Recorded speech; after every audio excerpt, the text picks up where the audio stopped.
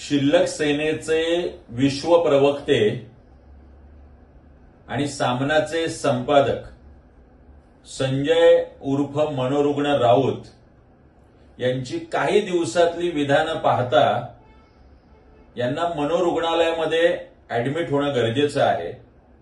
त्यांना कधी वाटतं आदरणीय पवार साहेब हे या देशाचे पंतप्रधान पदाचे उमेदवार आहेत, त्यांना कधी वाटतं राहुल गांधी या देशाचे पंतप्रधान पदाचे उमेदवार आहेत। आता तर काही दिवसांपूर्वी त्यांना हा साक्षात्कार झाला की आदरणीय उद्धवजी सुद्धा पंतप्रधान पदाचे उमेदवार का असू नये।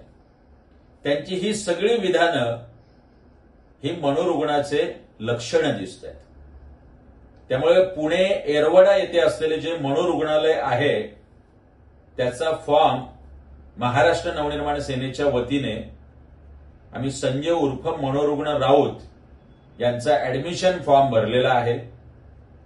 महाराष्ट्र नवनिर्माण सेना ही कायम संजय उर्फ मनोरुग्ण राऊत यांची शुभचिंतक हितचिंतक राहिलेली आहे।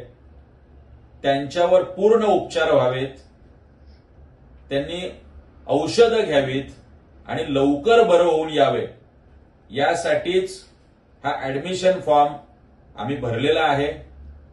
त्याच्यासोबत काही कागदपत्र समाज माध्यमात आलेली त्यांची विधानं, चॅनल मीडियात आलेली त्यांची विधानं आणि वृत्तपत्रात आलेली कात्रण ही सोबत जोडून आम्ही त्यांना पाठवलेली आहेत।